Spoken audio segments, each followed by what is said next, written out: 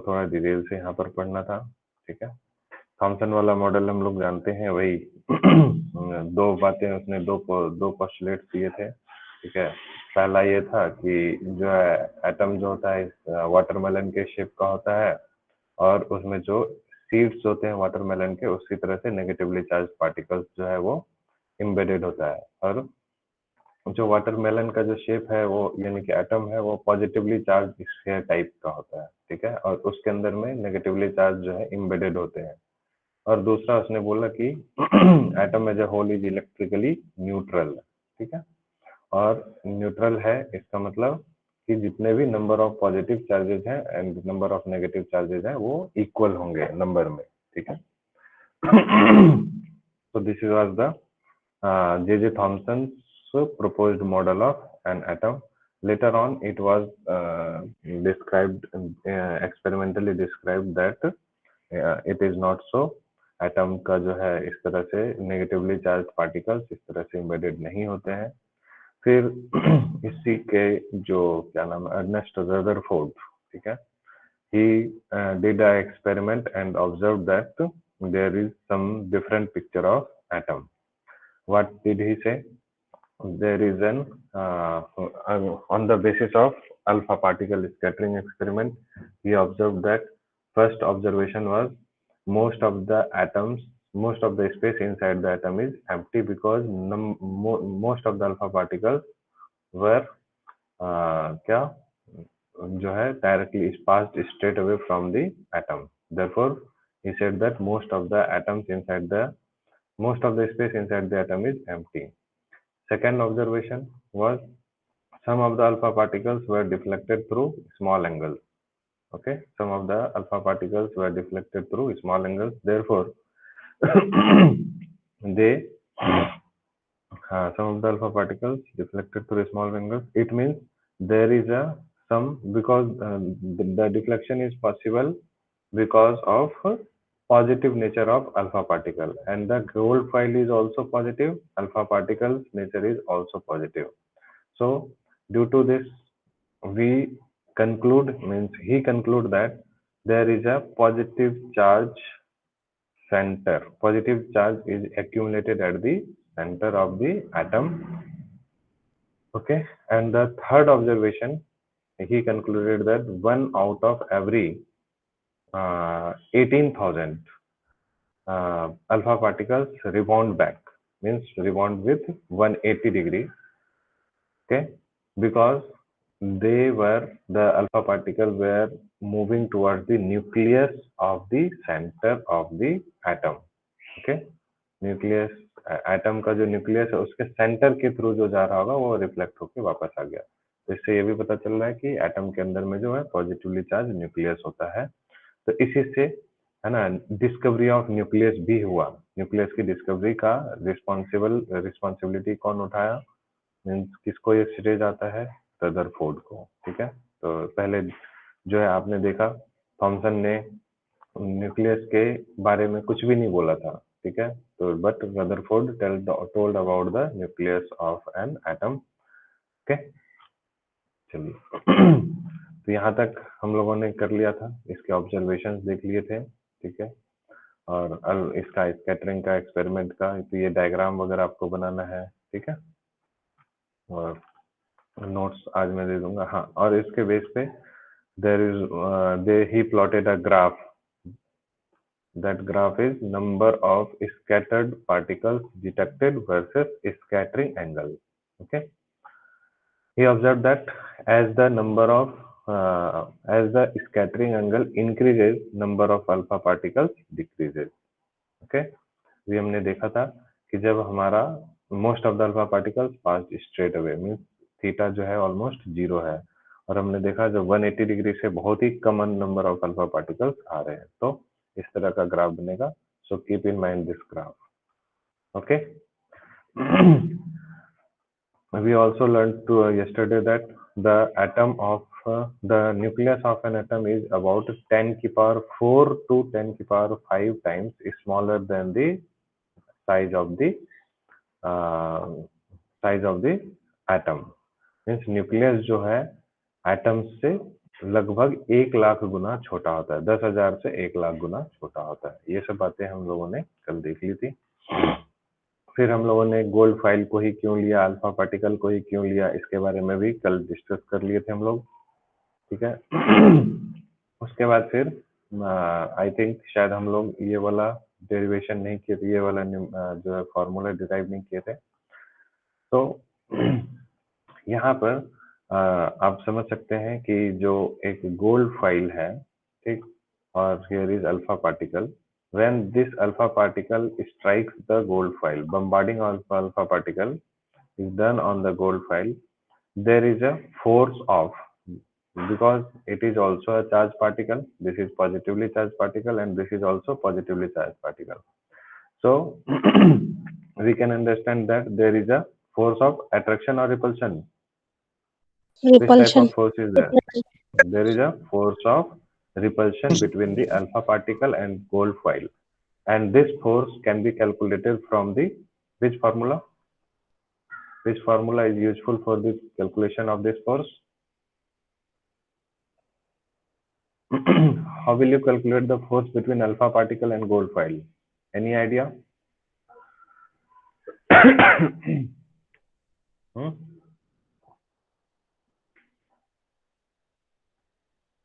बताइए। साक्षी, साक्षी,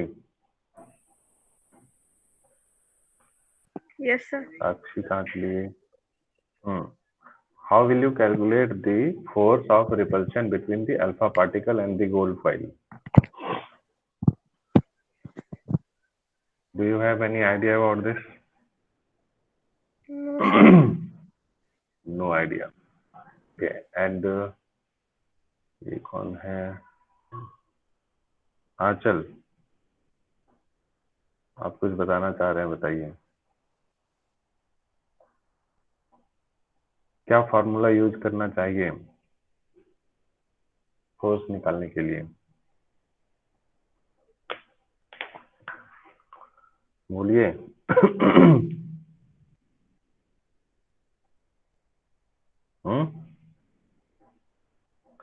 अरे हाँ नहीं, कुछ तो बोलो, इतना क्यों वेट करा रहे हो? नहीं आता है तो बोलो नहीं आ रहा है। आंचल? नहीं पता सर। ठीक है। श्याम जी बताइए। Coulomb's law. सिंपल है, कूलम्ब्स लॉ यूज करेंगे, because it is alpha particle is also a charge and gold foil has also some charge, this is positive charge. हाँ, तो what happen, we can use Q1 Q2 upon 4 pi epsilon naught R square या K Q1 Q2 upon R square, ठीक है, कर सकते हैं ना।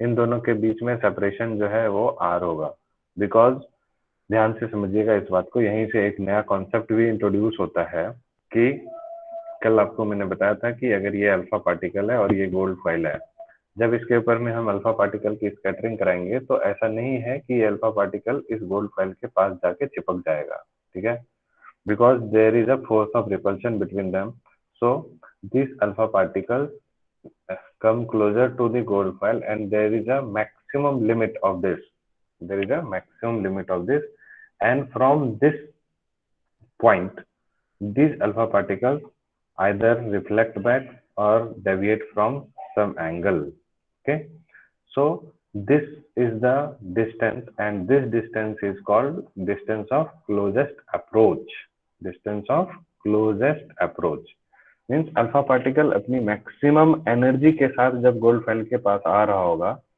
तो ये कुछ डिस्टेंस कवर कर रहा होगा, अब उस डिस्टेंस के बाद ये और आगे नहीं जा सकता है, तो ये क्लोजेस्ट, इसके गोल्ड फॉइल के पास में क्लोजेस्ट अप्रोच कर रहा है and this distance is called close distance of closest approach, keep in mind, ठीक है, और यही डिस्टेंस हमारा आर यहाँ पर ले रहे हैं हम, ठीक है, ये ध्यान में रखना।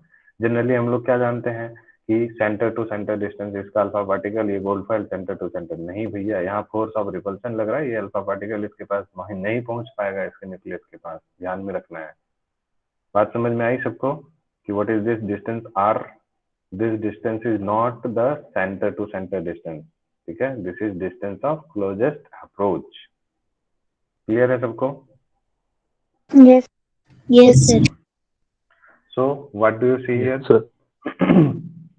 कि the force of attraction, force of repulsion is Q1. What is Q1? Q1 is what? Charge on helium nucleus. What is charge on helium nucleus? कितना है? कल बताया था He2 प्लस, याद है ना? तो इसलिए 2e, 2 इलेक्ट्रॉन तो 2e, ठीक है, दो इलेक्ट्रॉन नहीं, I am sorry, because electron तो है ही नहीं इसके पास। इलेक्ट्रॉन को तो हमने उड़ा दिया था इसके आउटरमोस्ट ऑर्बिट से, 2 इलेक्ट्रॉन थे उसको उड़ा दिया था, सिर्फ क्या बचा इसके पास? 2 प्रोटॉन, पॉजिटिव चार्ज। तो प्रोटॉन पे भी चार्ज उतना ही होता है जितना इलेक्ट्रॉन पे होता है, 1.6। अरे इलेक्ट्रॉन पे होता है ना -1.6 इंटू 10⁻19 -19, और प्रोटॉन पे होता है +1.6 इंटू 10⁻⁻। ठीक है, क्या हुआ? समझ आ रहा है ना सबको?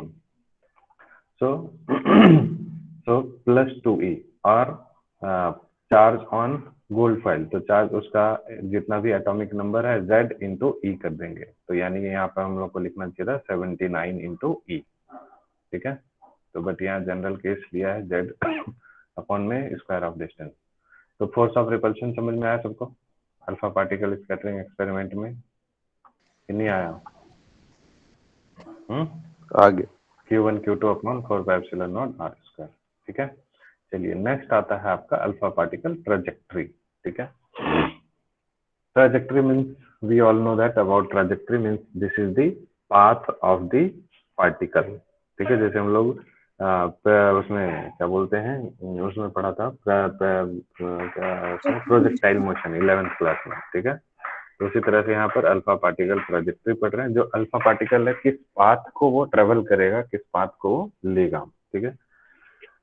तो इसको समझने के लिए हम लोगों को समझना है एक नया term, this is called impact parameter, ठीक है।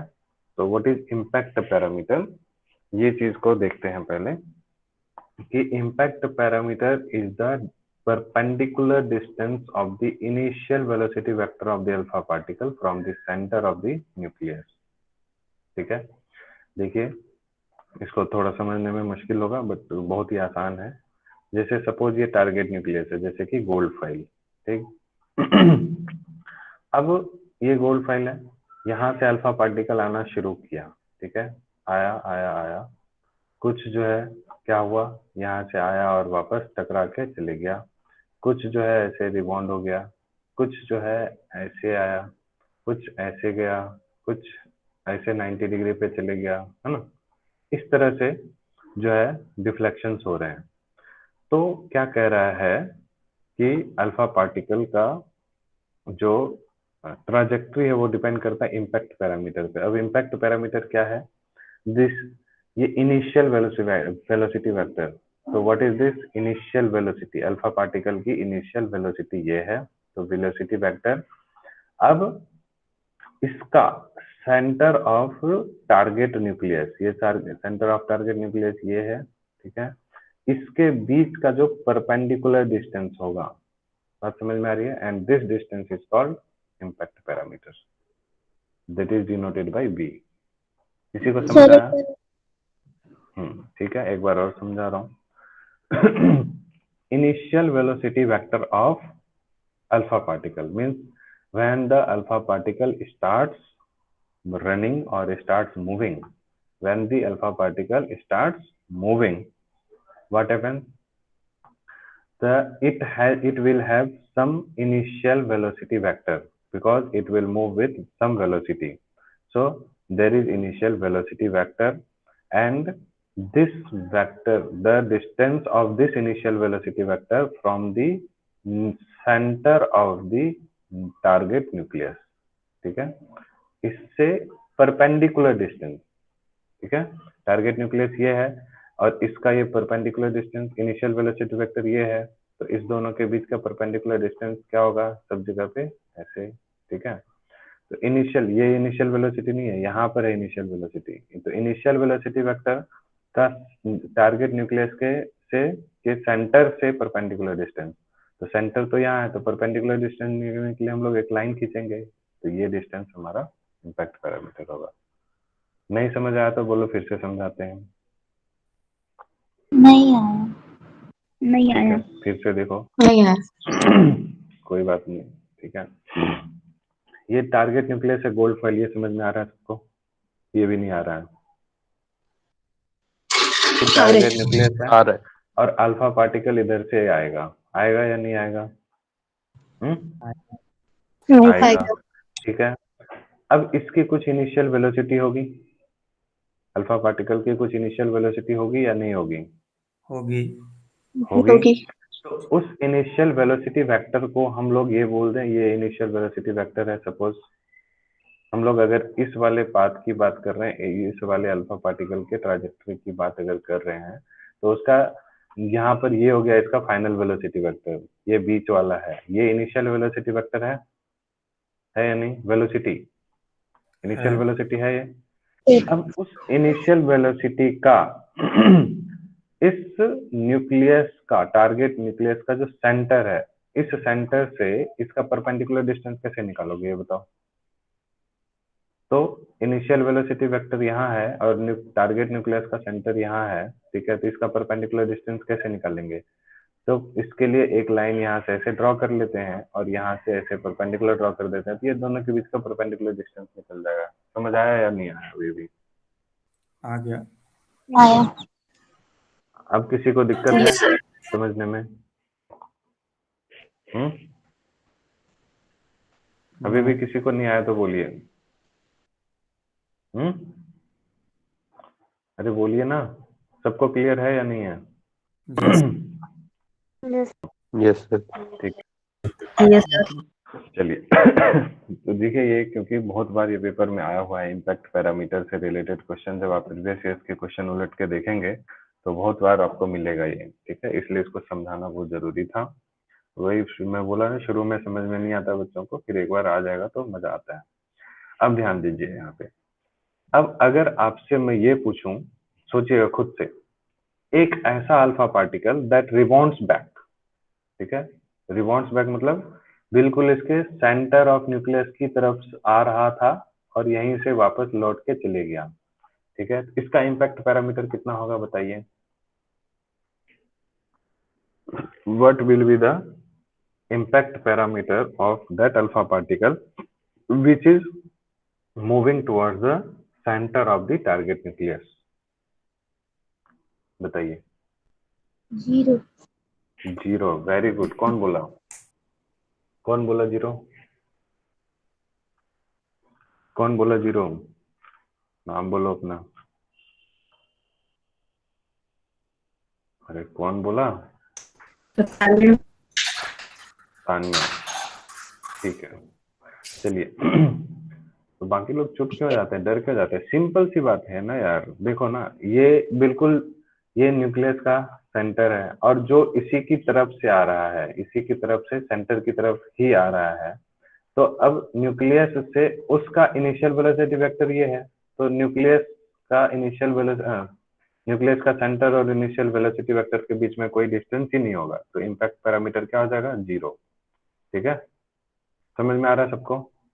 यस हाँ, सर। अब देखिए, Yes. अब तो इस समय में थीटा कितना था, कितने से रिफ्लेक्ट हुआ? 180 डिग्री से, हाँ या नहीं? अरे गया और वापस आ गया लौट के, तो थीटा कितना हो गया? स्कैटरिंग एंगल इसको बोलते हैं। ये जो है, ये जो था आपका क्या गया एक्सपेरिमेंट में, ये स्कैटरिंग एंगल है, ये थीटा है ना। कितना एक्चुअल जो इसका पाथ था न्यूक्लियस से, ठीक है, वो कितने एंगल पे वापस आया? तो अब ये गया, कुछ जो है इतने एंगल से आया, कुछ 90 डिग्री पे चले गया, कुछ 180 डिग्री पे वापस चले गया, तो इसी को हम लोग स्कैटरिंग एंगल बोलते हैं, that is theta.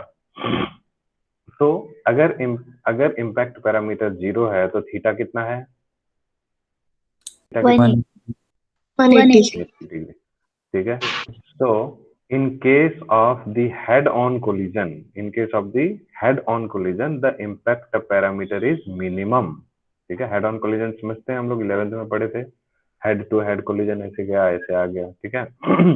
and the alpha particle rebounds back, ठीक है, समझ गए? तो मिनिमम मतलब वही 0, जब थीटा 180 डिग्री तो इम्पैक्ट पैरामीटर 0 मिनिमम, ठीक है, नेगेटिव में हो नहीं सकता। अब आप सोचिए, अगर किसी का इम्पैक्ट पैरामीटर लार्ज है, मीन ये वाला देखिए, ये कौन सा था, most of the space inside the atom is empty होता है, इसलिए most of the alpha particle passed straight away जो पास किया, इसका मतलब वो न्यूक्लियस से सबसे ज्यादा दूर होगा, होगा या नहीं होगा? तो उस केस में इम्पैक्ट पैरामीटर ज्यादा होगा या नहीं होगा? होगा। होगा। So when the impact parameter is large, the angle of scattering will be theta कितना होगा ये बताइए? 0। 0 डिग्री। ठीक है, बिल्कुल स्ट्रेट वे पास कर रहा है। ठीक है, समझ आ गया सबको? So for large impact parameter, alpha particle goes nearly undeviated. Nearly undeviated means straight away pass कर गया and has a small deflection, that is theta equals to 0. Means from here we can conclude that the impact parameter is inversely proportional to theta. Means for large angle of scattering we have less impact parameter, and for a small impact of for a small angle of scattering we have large impact parameter. Clear है सबको? Any doubt? No. ठीक है, चलिए उसके बाद फिर हम लोग थोड़ा सा आगे बढ़ते हैं। ठीक है, ये इम्पैक्ट पैरामीटर था, इसी में एक डेफिनेशन आ जाता है डिस्टेंस ऑफ क्लोजेस्ट अप्रोच का। ठीक है, वो आपको मैंने समझा दिया है और शायद अभी आ भी जाएगा। ठीक है, इसको नोट्स को मैं अपलोड कर दूंगा आज। कहाँ गया इम्पैक्ट पैरामीटर और distance of closest approach, alpha particle trajectory, impact parameter, इसमें भी डिस्टेंस ऑफ क्लोजेस्ट अप्रोच नहीं है, बट ठीक है, मैं इसको जो है डेफिनेशन को आज आपको लिखवा दूंगा। ठीक है, ग्रुप में। ठीक है, क्योंकि वो भी पेपर में आ जाता है और यहाँ पे आ जाएगा भी। देखिए ये क्वेश्चन है, इसमें आएगा, हाँ, एग्जाम्पल 12.2 में। इसको थोड़ा मैं आपको ब्रीफ में जो है समझा देता हूँ, फिर आगे बढ़ता हूँ। ठीक है, इसमें क्या कर रहा है, इन अ Geiger Marsden experiment, what is the distance of closest approach to the nucleus of this? ठीक है, एक न्यूक्लियस है। ठीक, इसका जो है, इसका इस न्यूक्लियस के लिए हमसे पूछ रहा है डिस्टेंस ऑफ क्लोजेस्ट अप्रोच क्या होगा अल्फा पार्टिकल का। ठीक है, ऐसे जाएगा और फिर ये डिस्टेंस जो होगा, this is distance of closest approach होगा। ठीक है, तो कितना होगा, हो सकता है इतना हो सकता है इतना यहाँ तक चले जाए, हो सकता है यहाँ से इतना लौट के आ जाए, तो डिपेंड करेगा किस पे, इसके साइज पे। ठीक है, नहीं किसी का अगर साइज ज्यादा है, बहुत ज्यादा रिपल्सिव फोर्स लग रहा है, तो यहाँ से ऐसे तुरंत वापस लौट जाएगा। किसी का कम है तो वो जाके ज्यादा दूर तक जाएगा, फिर रिफ्लेक्ट होगा। बात समझ में आ रही है कि नहीं सबको? इम्पैक्ट पैरामीटर डिपेंड करेगा साइज ऑफ जो टारगेट न्यूक्लियस है। ठीक है,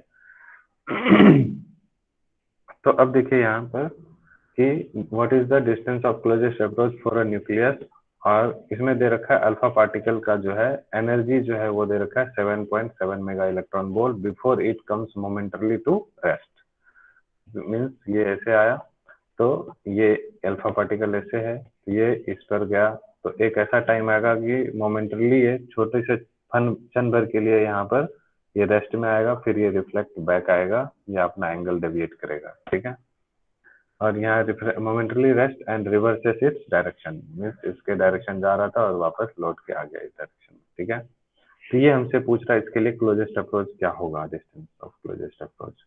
तो हम लोग जानते हैं आराम से और इसमें हम लोगों को बोला नहीं है कि ये गोल्ड फॉइल है, इनडायरेक्टली क्या बोला, गीगर मार्क्सडन एक्सपेरिमेंट। तो गीगर मार्क्सडन एक्सपेरिमेंट ने यहाँ पर गोल्ड ही लिया था, जिसमें जेड की वैल्यू 79 होगी। ठीक है, आगे बात समझ में? तो सीधा हम लोग इसमें क्या करेंगे, कुछ नहीं, वही फॉर्मूला लगाएंगे, कूलम्ब्स लॉ। ठीक है, और कूलम्ब्स लॉ लगाने से हम लोगों को, लेकिन यहाँ पर एक चीज आपको ये ध्यान देना है कि यहाँ एनर्जी दिया हुआ है, तो कूलम्ब्स लॉ से बात नहीं होगा। यहाँ पर हम लोग को कॉन्सेप्ट यूज करना पड़ेगा कंजर्वेशन ऑफ एनर्जी का। कूलम्ब्स लॉ से हम लोग को फोर्स दिया हुआ रहता तो कूलम्ब्स लॉ लगाते, वो नहीं दिया हुआ है। आप लोग सोच सकते हैं क्या हो रहा होगा इसमें, कैसे यूज करेंगे इसका फॉर्मूला, कैसे क्लोजेस्ट अप्रोच निकलेगा। ठीक है, मैं समझा देता हूँ आपको। इसमें क्या है कि ये जब initial start when the alpha particle starts moving it will have some amount of kinetic energy, ठीक है, इसके पास कुछ ना कुछ काइनेटिक एनर्जी होगी, और फिर ये काइनेटिक एनर्जी धीरे धीरे जब इधर से जा रही होगी न्यूक्लियस के पास ये अपनी काइनेटिक एनर्जी स्पीड को लूज कर रहा होगा because there is force of repulsion between this two, and as the kinetic energy loses, so this kinetic energy will be converted into potential energy. So when this alpha particle stops momentarily, this entire kinetic energy will be converted into potential energy. Okay, this entire kinetic energy will be converted into potential energy. So we can use the formula of kinetic energy is equals to potential energy. This is energy conservation, and this kinetic energy is given as some amount 7.7 mega electron volt, and this U is equals to U is what? Potential energy. And do you have any idea about the potential energy? How to calculate potential energy in previous chapters? Chapter 2 में हम लोगों ने पढ़ा था potential energy कैसे निकालते हैं दो चार्ज पार्टिकल्स के बीच में, इलेक्ट्रिक पोटेंशियल और पोटेंशियल एनर्जी Q1 है Q2 है, याद है किसी को?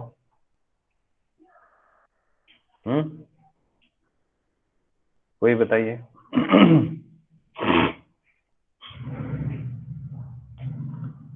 नहीं याद है किसी को? अरे हाँ नहीं कुछ तो बोलो।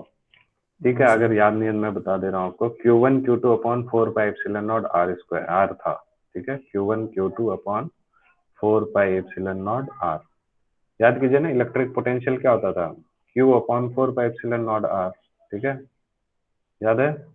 तो उसमें हमने पोटेंशियल में चार्ज से मल्टीप्लाई कर दिया था तो हमारा पोटेंशियल एनर्जी आ जाती थी। तो this K is equal to क्या आ जाएगा? Q1 Q2 अपॉन 4 पाई, यानी कि K सीधा बोल देता हूँ इसको, और अपॉन में R, ठीक है।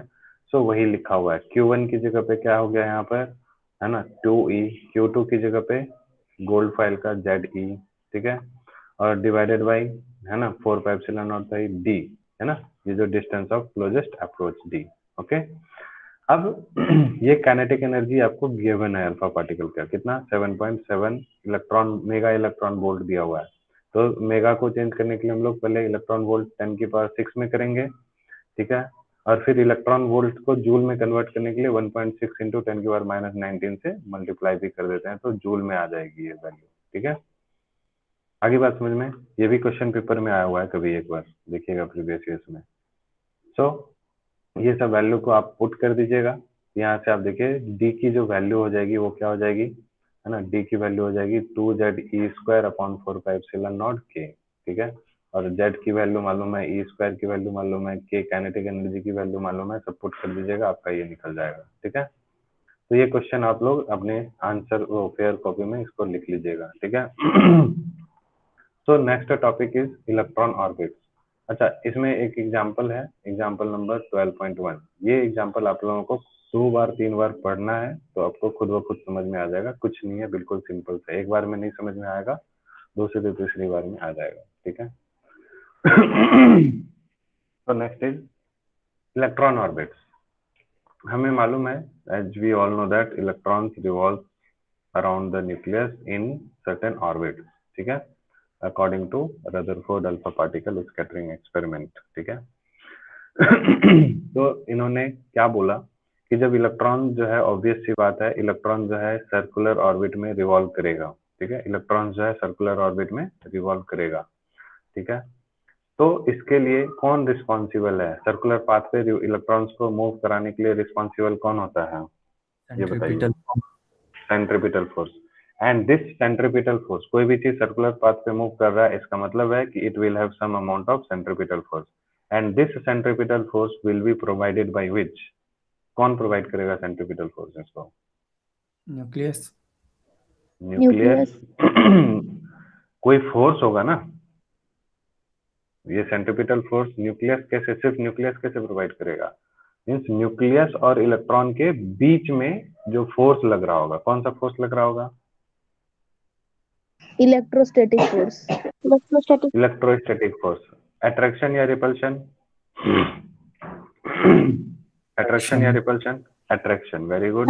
Because electron is negatively charged particle and the nucleus में positively charged. So force of attraction, and this is electrostatic force. And as we all know that this Fe is equals to Fc. Fe जो है हमारा electrostatic force, ये उल्टा लिख दिया है ना? Fe ये है Q1 Q2 upon 4 pi epsilon naught R square, ठीक है? Q1 Q2 मतलब ये भी प्रोटॉन पे भी चार्ज E होता है, इलेक्ट्रॉन पे भी होता है, तो E into e square upon 4 pi epsilon naught R square, और सेंट्रीपिटल फोर्स हो गया कितना? mv square upon R। Clear है सबको? तो यहाँ से एक आर कैंसिल आउट हो गया। तो यहाँ से आप देख सकते हैं कि रेडियस का फॉर्मूला हम लोग फाइंड आउट कर सकते हैं। रेडियस इज इक्वल टू कितना हो जाएगा? E square upon 4 pi epsilon naught mv square नीचे आ जाएगा, ठीक है? तो दिस इज दी रेडियस। जब सर किसी भी ऑर्बिट में अगर इलेक्ट्रॉन रिवॉल्व कर रहा है तो उसका कितना रेडियस है वो इन सब बातों पर डिपेंड करेगा। आप देख रहे हैं कि radius, this radius is inversely proportional to square of velocity, ठीक है? समझ आ गया सबको? This radius is inversely proportional to square of velocity and inversely proportional to mass of electron also, ठीक है? मास जो भी है उसका, इलेक्ट्रॉन नहीं, मास ऑफ द न्यूक्लियस, ये एटम। समझ आ गया सबको? This is your what? Radius. आप यहाँ से वेलोसिटी भी फाइंड आउट कर सकते हैं, जिसके बारे में हम लोग नेक्स्ट क्लास में देखेंगे ही डिटेल से। अब हम लोग जानते हैं कि काइनेटिक एनर्जी का फॉर्मूला जो होता है हाफ mv स्क्वायर होता है, ठीक है? We all know that kinetic energy is half mv square. ध्यान से देखिएगा, half m, and from here we can calculate the value of v square, ठीक है? So what will be the value of v square from here? This r and r is cancel out, so v square is equals to how much? E square upon 4 pi epsilon naught r into m। यहाँ आ जाएगा m नीचे, समझ आ रहा है सबको? तो e square upon m into 4 पाई, यहाँ पर लिख देते हैं हम लोग e square upon m into 4 pi epsilon not. Agreed? So this m and this m is cancel out, it becomes e square upon 2 into 4 8 pi epsilon naught, so this kinetic energy becomes e square upon 4 pi epsilon naught r। Got it? Clear है सबको या नहीं है? Yes, sir. Yes, sir. ठीक है? So this is kinetic energy and potential energy, as we all know that this is potential energy is equals to q1 into q2 upon 4 pi epsilon naught r, ठीक है? So what is q1? This is charge on proton, यानी कि plus e, and what is q2? Charge on electron, this is minus e। So what happens? Minus e into plus e, minus e square upon 4 pi epsilon naught r, ठीक है? समझ आया सबको potential energy कि नहीं आया? Potential energy और kinetic energy of electron समझ आया सबको? कोई दिक्कत है? Sir. ठीक है। तो अब आप यहाँ पर देख सकते हैं दोनों में एक रिलेशनशिप है। अगर आप इसमें काइनेटिक एनर्जी में 2 से मल्टीप्लाई करके देखिए, ठीक है? काइनेटिक एनर्जी में 2 से मल्टीप्लाई करके देखिए तो ये क्या हो जाएगा? 2 से मल्टीप्लाई करेंगे तो ये 4 बन जाएगा। आप देखिए अब ये e square upon 4 pi epsilon naught यानी पोटेंशियल एनर्जी के बराबर हो गया। इसी को हम लोग -2 टाइम्स भी बोल सकते हैं, है ना? कैसे बोलेंगे? This potential energy is equal to -2 times kinetic energy, है ना? हाँ या नहीं? माइनस टाइम्स है ना? किसी को नहीं समझ में आया? अरे नहीं समझ आया क्या? पोटेंशियल एनर्जी जो है इसका काइनेटिक एनर्जी को डबल कर देंगे, जितना काइनेटिक एनर्जी है उसका डबल कर देंगे और उसमें माइनस टाइम्स लगा देंगे तो हम लोग को पोटेंशियल एनर्जी मिल जाएगा। सिंपल, ठीक है? अब टोटल एनर्जी देख लेते हैं, potential energy plus kinetic energy. Kinetic energy कितनी थी? E square upon 4 pi epsilon naught r, और potential energy minus e square upon 4 pi epsilon naught r. अच्छा यहाँ 8 है, यहाँ 4 है। जब आप इसको सॉल्व करेंगे तो 8 comes out to be minus e square upon 8 pi epsilon naught r। What is this? This value is negative। और टोटल एनर्जी भी आप देख सकते हैं कितने के बराबर हो रहा है? माइनस टाइम्स काइनेटिक एनर्जी के बराबर हो रहा है। यहाँ से आपको 2 फॉर्मूले मिलते हैं, एक potential energy is equal to -2 times kinetic energy, और दूसरा फॉर्मूला मिलता है कि total energy is equal to minus times kinetic energy, ठीक है? समझ आ गया सबको? ये चीज, ये 2 फॉर्मूले के ऊपर में क्वेश्चन बहुत बार प्रीवियस ईयर में क्वेश्चन पूछा हुआ है, तो इसको आप लोगों को ध्यान में रखना है, ठीक है? टोटल एनर्जी और पोटेंशियल एनर्जी और काइनेटिक एनर्जी इलेक्ट्रॉन का कैसे हुआ। इसके बेस पे एग्जांपल 12.3 है जिसको आप लोग अच्छे से करके रखिएगा, ठीक है, समझ गए। कुछ नहीं है, देखिए इसमें क्या बोला, it is found experimentally that 13.6 electron volt energy is required to separate a hydrogen atom into proton and electron. So compute the orbital radius so and velocity of electron in a hydrogen atom, ठीक है।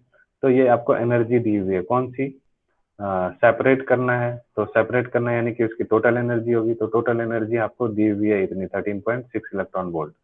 तो total energy होती है -E²/8πε0r। अब वो है -13.6 electron volt, उसको हमने 13 इसमें जूल में कन्वर्ट करने के लिए 1.6 इंटू 10⁻⁻19 से मल्टीप्लाई कर दिया तो इतना जूल आ गया, ठीक है। And this is equal to this one. तो यहाँ से आप क्या कर लेंगे, रेडियस की वैल्यू आ जाएगी, क्योंकि ई की वैल्यू मालूम है, सबकी वैल्यू मालूम है, तो रेडियस निकल जाएगा। फर्स्ट पार्ट क्लियर हो गया, ऑर्बिटल रेडियस, ठीक। फिर वेलोसिटी, तो वेलोसिटी हम लोग कैसे निकालेंगे, यहीं से वेलोसिटी का फॉर्मूला, यहीं से वेलोसिटी के लिए आ जाएगा हमारा, है ना, v² इज इक्वल टू जो है ना E² अपॉन कितना है 4πε0 इंटू m है। तो वेलोसिटी ये होगा तो इसमें अंडर रूट आ जाएगा, तो अंडर रूट, है ना, ये कितना आ गया E/4πε0 m इंटू r। आगे बात समझ में सबको। तो सिंपल था, इस फॉर्मूले का यूज करके हमने रेडियस और वेलोसिटी निकाला। यहाँ पर क्या है, एक्सपेरिमेंटली फाउंड किया इतना energy is required to separate the hydrogen into proton and electron. इसका मतलब इसके पास टोटल एनर्जी इतनी थी, इस टोटल एनर्जी अगर हम लोग प्रोवाइड करेंगे तब इसके हाइड्रोजन के प्रोटॉन और इलेक्ट्रॉन को हम लोग सेपरेट कर सकते हैं। तो ये जो दिया हुआ है वो ना ही काइनेटिक है ना ही potential, it is total energy. Clear है सबको। तो इस तरह से हमारा यहाँ तक ये टॉपिक खत्म हुआ। इसके बेस पे कुछ एक्सरसाइज में क्वेश्चंस हैं, वो आपको मैं अभी भेज दूंगा कौन कौन से क्वेश्चन करने हैं, ठीक है। तो आप लोग अब जा सकते हैं, किसी को कोई डाउट है तो पूछिए।